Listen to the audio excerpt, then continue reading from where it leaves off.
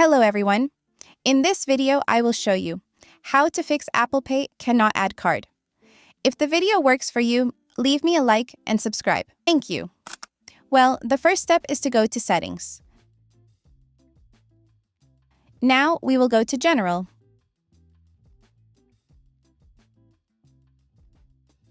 Language and Region. And click on Region.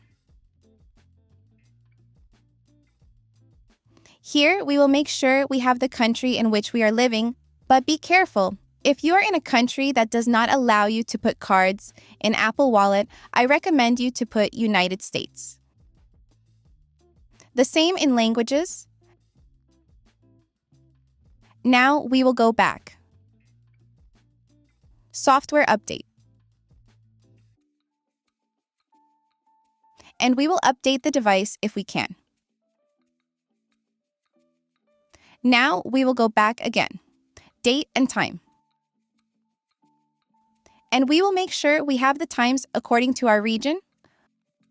Well, for more extreme cases, we will go back and press Transfer or Reset iPhone and click on Reset.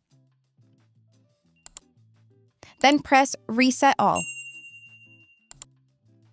If the video helped you, leave me a like and subscribe. Thanks.